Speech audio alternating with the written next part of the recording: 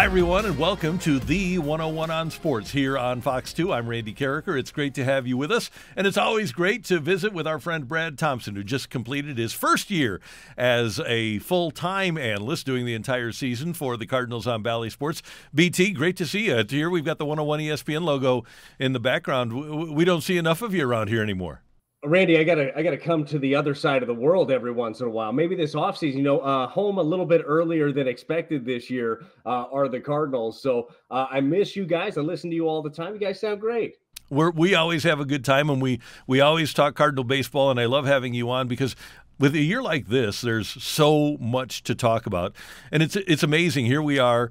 We're in October, and we're still talking about how the World Baseball Classic affected the Cardinals. As you look back, BT, on the effect of the WBC on the way the Cardinals started, 14-24 to start the season, was it as dramatic as it was portrayed to be, or maybe did we overplay it a little bit? Yeah, here's what I think. I think it was significant, absolutely, for specifically two guys. For Wainwright, who got hurt at the World Baseball Classic, and obviously for Miles Mikolas, who wasn't used as that consistent starter, and it threw off his routine. And I think in the first month of the season, he had an ERA that was almost 10. So absolutely, that was kind of a contributor to some of the struggles early on for the Cardinals.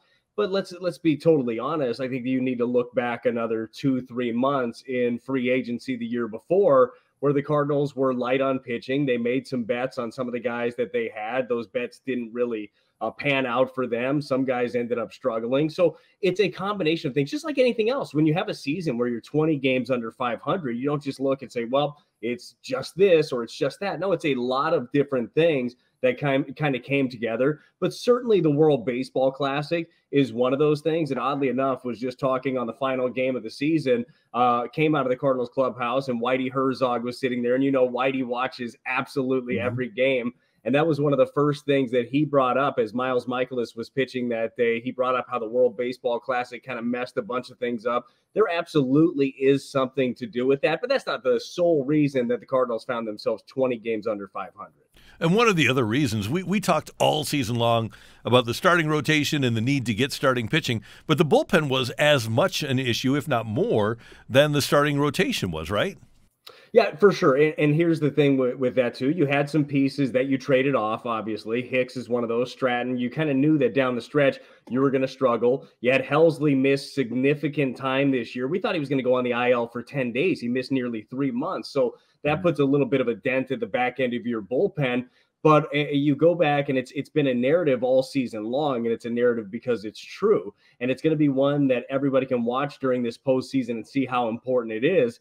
Stuff plays, swing and miss plays out of the bullpen, pitch to contact. You can have some of those guys. You can't have a bullpen full of them. You can't have a rotation full of them. It's just, it's not how it was back in the day. You need to be able to get a bunch of swing and miss. And the Cardinals simply did not have enough of that throughout the season. So the bullpen was mix and match. They had to use 52 players in total on the season, which ends up being a franchise high for them. There was a lot of stuff going on.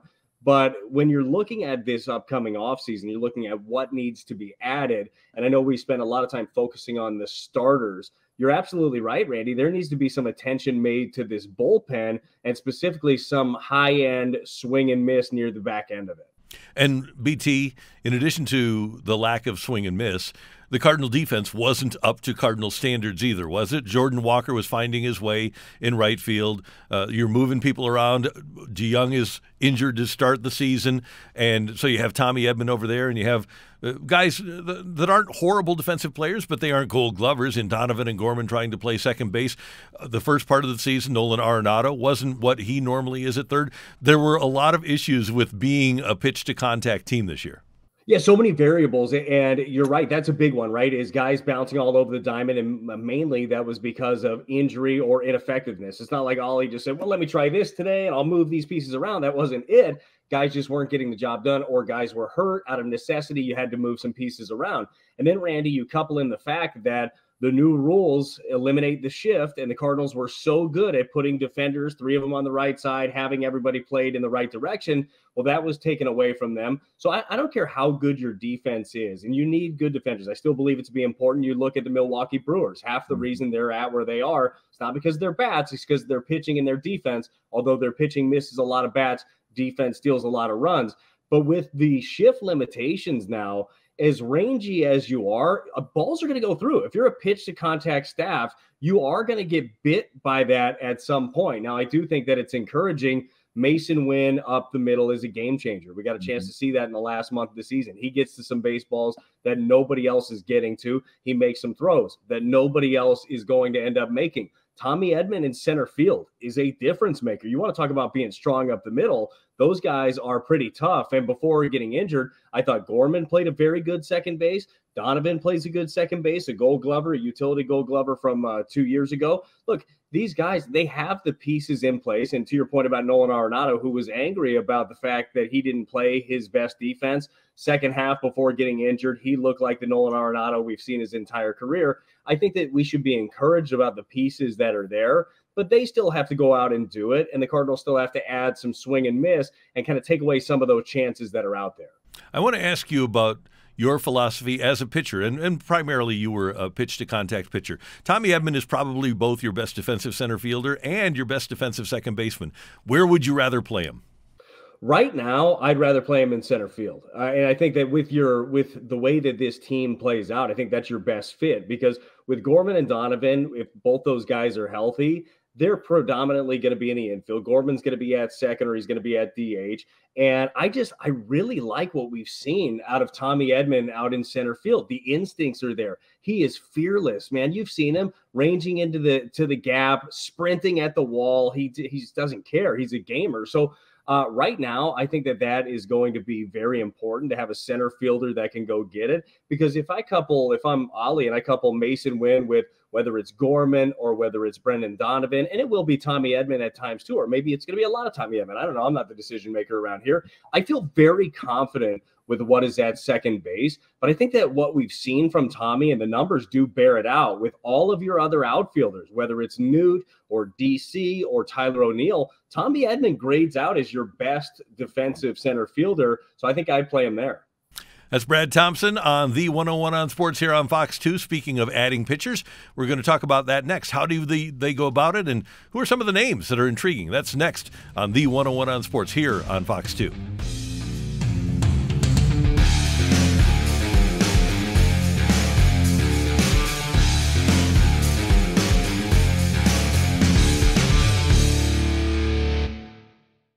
Welcome back to the 101 on Sports here on Fox 2. Brad Thompson, Bally Sports, kind enough to join us as we look back at the Cardinals' 2023 season and look ahead to the 2024 season. It really is unfortunate that a couple of things happened. Number one, that the Cardinals were so bad at the trade deadline that they had to move the guys they got. But last year during the offseason, John Mozeliak talked about his confidence in Jack Flaherty being higher than it ever was. And BT, in my opinion, I don't think Jack Flaherty has ever gotten past the shoulder injury, the labrum tear. He just doesn't look the same consistently to me. What did you see from him? Obviously, he's gone now, but do you think that he'll be one of those guys that we said, man, what if? But I hope not. I hope not for him. I do agree with some of the injury stuff that he has had. I think that we've seen his arm angle drop a little bit, and then he's kind of inconsistent in his delivery. And that's hard as a pitcher. It's hard to find a place that you feel comfortable and then be able to deliver all of your pitches out of it. But I hope for Jack's sake that he's able to figure that out. But since the trade, look, Drew Rahm came over in the trade, among other guys. And Drew Rahm's numbers were better than Jack Flaherty's. Jack found himself in the bullpen at the end of the season, not exactly where he was hoping as he goes into his free agent year. But, yeah, I think that you hit the nail on the head when it come to inconsistent. That's kind of what the season looked like for him. And I think that coming off of the injuries the last couple of years, I think that you could maybe see an inconsistent year coming from Jack. The hope was, though, and that's what the Cardinals were banking on, was that a healthy offseason a normal routine for him was going to, run right into the season. Didn't necessarily happen for Jack Flaherty. And maybe it does if things continue to go the right direction. The team is winning. As you mentioned at the trade deadline, you have to trade him off. You have to trade Montgomery off. That stinks when you get to that point. And then what your season is going to look like when you ship those two guys off. But man, consistent starting pitching. Look around the playoffs. That's what these teams have. That's what the Cardinals need. The Blues have brought a few guys back. Sammy Blais is back. Oscar Sundqvist is back. Could you envision the Cardinals revisiting any of the guys that they moved? And I guess the names that come up the most are Jordan Hicks and Jordan Montgomery, the two Jordans. Would it make sense, just based on their talent, for the Cardinals to approach them and try to bring them back? Yeah, let me add another one in there is Chris Stratton. I think that they would love to bring Stratton back. I think that they love the veteran presence that he brought to this bullpen. And when you look, I think he threw the most innings among all relievers last season between St. Louis and then getting traded over to the Rangers in that deal. So I think that he's one of those guys as well that you would think not going to break the bank, but ends up really helping you in the bullpen. But yeah, absolutely. I could see them trying to revisit something with Jordan Hicks. It's my understanding that they were trying to come up with a multi-year deal. They were off on the numbers. So they decided instead of hanging on to him, you might as well trade him away, see what you can get for him. And then maybe you enter the conversations in free agency. Wouldn't surprise me at all if they're in on him. And same thing with Montgomery. I think that you would love to be able to bring Monty back into the fold. I don't know what his numbers look like in free agency. I do know that he is a Boris client, so chances are he's going to test the waters. He's not just going to say, St. Louis was great, I'll go back there. He's going to figure out exactly what his landscape looks like. But yeah, I think that you could see these guys revisiting conversation. I think it might be a very smart thing to do with all of these guys, depending on how the rest of the free agency works out. Because as you know, Randy, the upper echelon of the free agent pool, really three names, and there's going to be a lot of teams that are in on those three names. Okay, let me give you those names, and I just want to get your impressions. Let's start with a guy that, interestingly, two of the big three are pitching in the playoffs. So let's go with the guys that were pitching into October. Sonny Gray of the Minnesota Twins. Impressions? Yeah, sign me up. Look, Sonny Gray might not be that guy where he's on the mound and you think, okay, it's domination time. Sonny Gray is consistent, though, and he knows how to pitch. He knows how to shape his pitches. He's new school in his approach. I think that he fits very well with what the Cardinals are trying to do with their pitching staff. I think that he can eat some innings for you, and I think that he's a good leader. So Sonny Gray, I would absolutely be in on. Well, I have a couple of concerns about Sonny Gray. One of them is that the impression that I got when he left the Yankees was that the pressure was too much. And the pressure in St. Louis, you've lived it. It's pretty intense on a day-to-day basis. I would just hope that if a guy like that shows up here, not that the media is like that, but the fan expectation is pretty extraordinary. I would hope that he could handle dealing with being a Cardinal, which is different than being a Red or a Twin. Yeah, no, I would agree with that. I also think that when you look at the way that the Yankees used him and wanted to continue to use his arsenal, it didn't work. It just they kept pounding hey, you got to throw this, you got to throw that. He ends up going to Cincinnati. They tweak his arsenal, and then he looks different, right? So I think some of that has to do with it. But there is something to be said with when you're putting on the pinstripes and you are in the spotlight. It's a big deal, and it is a big deal in St. Louis, maybe not to the same pressure extent that is there in New York. But for me with Sonny Gray, I'm not concerned with that. And I am obviously you need somebody in October to be able to push you, but you also need guys that are going to get you from the beginning of the season to the end of the season and give you a great push to be in October. And I know that Sonny Gray is one of those guys. All right, the other two we know that they can do it. Both have pitched in the World Series. Blake Snell, the left-hander, was in the World Series with Tampa, a free agent from San Diego. Yeah, so look, Snell's going to win the Cy Young. He is the stuff is lights out. When you really dig into the numbers, Randy, and I know that you guys have talked about this on the radio, his season is crazy. He walks more guys than anybody, doesn't throw a ton of strikes, but then he strikes out the world. He is a a manager's he's like the dream and a nightmare in the same pitcher as you're watching. He'll walk 2, strike out 3, but you would love to be able to add him in the mix. Again, I think that the price tag is going to be high. I don't think that should be an issue for the Cardinals this year. I feel like the last couple of years, Randy, as you know, and I know you've talked about a lot, I think that there was shell shock when it comes to some of the numbers that are out there for a starting pitcher. But if they look at him and say, okay, well, this is the target, well, they need to know exactly the money that they're swimming in to acquire him and be willing to do that. But look, I would be interested in bringing in Snell, obviously. My number one guy, though, is probably the next one you're going to mention. And one other note about Snell, and I say this about Dakota Hudson, and it's not a disparaging comment, it's just reality. Don't consume him, and I shouldn't say this with the TV analyst on Bally Sports here. Don't consume him by watching him. Just go and look at what he does at the end of the game. Because if you watch, it gets kind of frustrating. But if you go look at the end of the game, it's actually pretty good. No, it's not a bad way to think about it, for sure. It really, I mean, what do the numbers say? Does he help you? Does he have swing and miss? Absolutely. Do you have those things? No. So you're right. On a day-to-day when you're managing and you're the pitching coach through 32 games, you also look at the 5 years in between Cy Young. He wasn't as consistent as this guy. You just kind of wonder, can he repeat that yet again? But the stuff is there for Snell. If you believe that clubhouse-wise he's a fit also, then you make a run at him. I don't think that the Cardinals have the ability right now to be like overly picky in a huge free agent market where there's tons of guys that change you. There's really not that many. Okay, the next name that you are expecting is Aaron Nola of the Phillies. Oh, I thought it was Lucas Giolito, is it not? No, I'm kidding. Yes, Aaron Nola is definitely the guy. That's the guy that I think that he fits really well. This is a guy that has pitched at a high level. I know when you look at his numbers on the year this year, they're a little bit down. Maybe that could actually benefit you when you're coming into free agency. It's my understanding with Nola this year that it did take him a while to get used to the pitch clock and the pacing of things. He's a guy that is a very deliberate worker, likes to think through a lot of different things. And obviously the new rules change that a little bit for him. But he's got pitchability. He's a competitor when he's out there. I think that he provides kind of a different look. I love the arm slot. I love the way the ball moves. And I think that he is a perfect addition. Now, what is he going to cost? I had heard, again, this is word of mouth, that he had turned down at least $100 million deal. So it's probably going to be north of that, at least what he's hoping to get.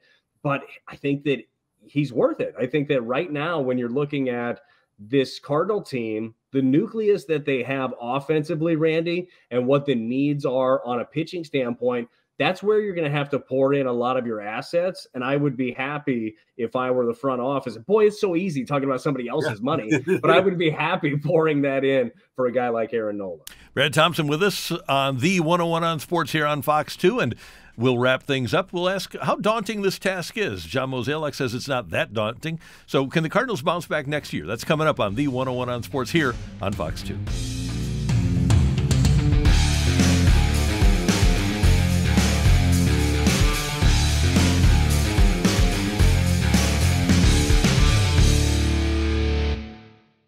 Welcome back to the 101 on Sports as we head down the stretch with Brad Thompson of Bally Sports and, of course, of 101 ESPN. And BT, first of all, congratulations on a great first full season. You and Chip Carey were terrific together. I know you enjoyed it, but you were terrific at your craft. Oh, I appreciate it, man. It was a fun year. Chip was great to work with. We had a blast. Like the whole crew, everybody that works over there. Jim Edmonds obviously does a bunch of the games as well. Jim Hayes, Alexa Datt, Scott Warman, Al Raboski, the whole crew.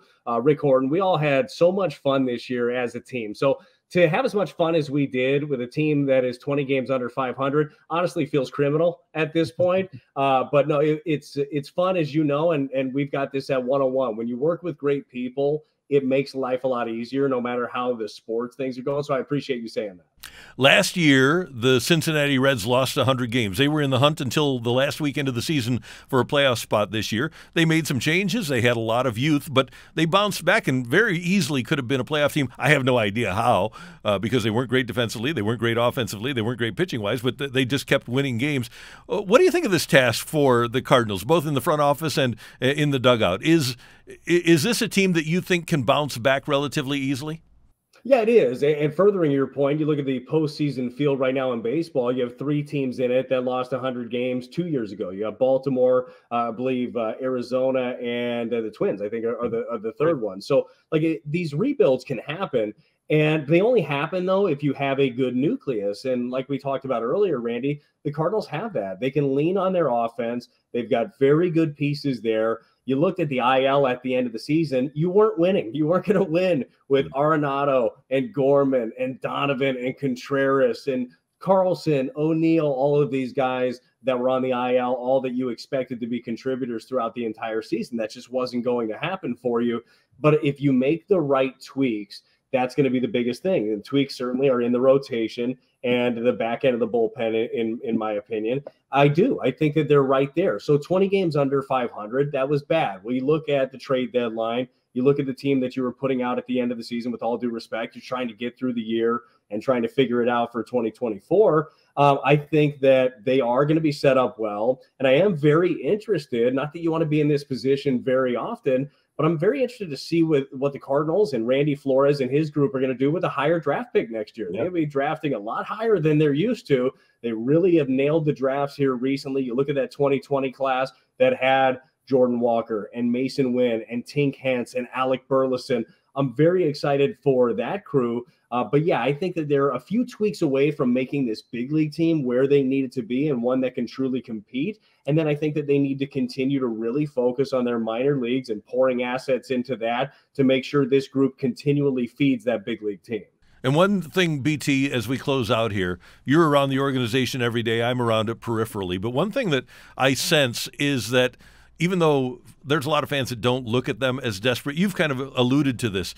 There is a level of desperation now on the part of the Cardinals, isn't there, because of where they finished, and they know in this market they can't do that.